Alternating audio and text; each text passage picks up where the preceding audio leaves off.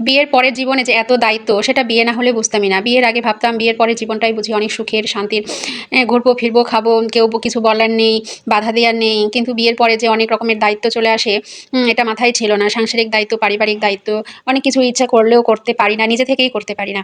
কেউ কিছু বলার নেই, বাধা দেওয়ার নেই, তবুও করা যায় না। আসসালামু আলাইকুম বন্ধুরা, আমি আপনাদের তাহমিনা ব্লগস থেকে একটি লং ভিডিও নিয়ে আসলাম। আপনারা সকলে নিশ্চয়ই ভালো আছেন, আমিও আল্লাহর রহমতে ভালোই আছি। এই যে দায়িত্ব চলে আসে সকালে উঠেই, বিয়ের আগের জীবনটা অন্যরকম ছিল। সকালে উঠেই নাস্তা পানি খেয়ে বের হয়ে যেতাম স্কুল, কলেজ, প্রাইভেট এসব। কিন্তু এখন সকালে উঠেই বিছানা পরিষ্কার করতে হয়, অন্যরকম কাজকর্ম করতে হয়। কাজের লোক, হেল্পিং হ্যান্ড না আসলে তার কাজটিও করতে হয়।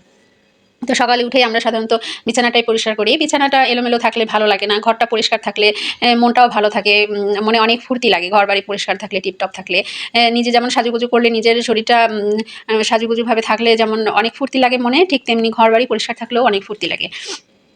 তো আমি এখানে সকালে উঠেই বিছানাটা পরিষ্কার করে নিচ্ছি।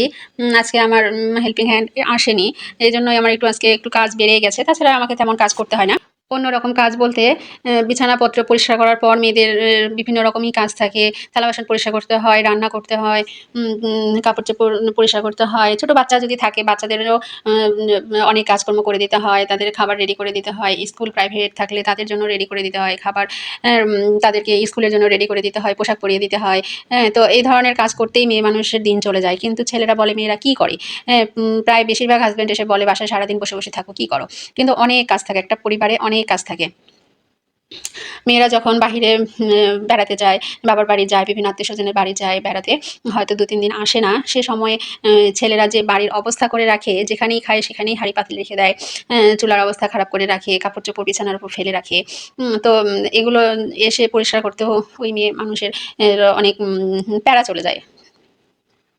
কিন্তু এই কাজগুলো ছেলে মানুষরা করলে বুঝবে যে আসলেই এই কাজগুলো পরিশ্রম আছে, এগুলো তো সময় ব্যয় হয়। তারা মনে করে আমরা বসে বসে খাই আর কিছুই করি না, আর এমনি এমনি বাড়িঘর পরিষ্কার থাকে, এমনিতেই সব হয়ে যায়। তো আমি একটু ডাইনিংটা পরিষ্কার করে নিচ্ছি। তো এখানে একটা আলো খুব চোখে লাগছে। রান্নাঘরের থাইয়ের মধ্যে আলোটা খুব চোখে লাগছে, তাই আলোটা যেন না লাগে সেজন্যই রান্নাঘরের দরজাটা একটু লাগিয়ে দেওয়া হলো।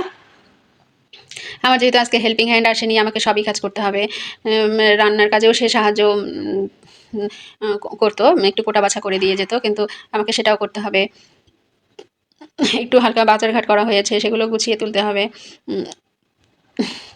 অনেক অনেক মানে ব্যস্ত থাকবো আজকে। আমি আসলে এরকম কাজ করি না, আমার হেল্পিং হ্যান্ডই সব কাজ করে দিয়ে যায়।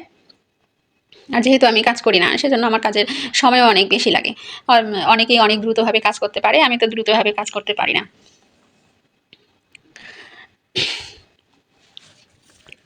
এখানে টেবিলটা পরিষ্কার করে রান্নাঘরে অনেক থালা বাসন আছে, সেগুলোও আবার পরিষ্কার করতে হবে। কোনো গেস্ট যদি আসে সেজন্যই আমি অনেক আগে থেকেই এই প্রস্তুতি নেই।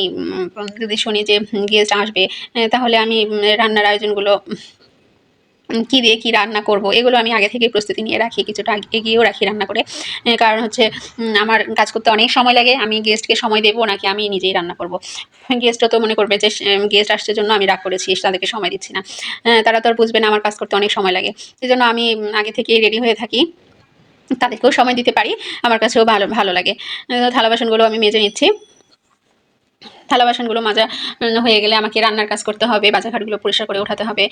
হালকা পাতলা একটু টাটকা সবজি বাজার করেছিলাম, সে বাজারগুলো উঠাবো। কষ্ট করে আমার ভিডিওটি দেখার জন্য আপনাদের সকলকে অনেক অনেক ধন্যবাদ। আপনারা আমার পেজটির পাশেই থাকবেন, পেজটির লাইক, ফলো, কমেন্ট করবেন। আপনাদের সাহায্য সহযোগিতা ছাড়া পেজটি কখনোই গ্রো করবে না। আর ফেসবুক প্ল্যাটফর্ম এমন একটি প্ল্যাটফর্ম, এখানে সবাইকেই সাহায্য করতে হবে, সবাইকেই পাশে থাকতে হবে। একা একা কেউ এই প্ল্যাটফর্মে অগ্রগতি করতে পারবে না, কেউ কাউকে ছাড়া এগিয়ে যেতে পারবে না। সবাইকে আঁকড়ে ধরে এগিয়ে যেতে হবে, তাহলেই সবাই সাকসেস হতে পারবে।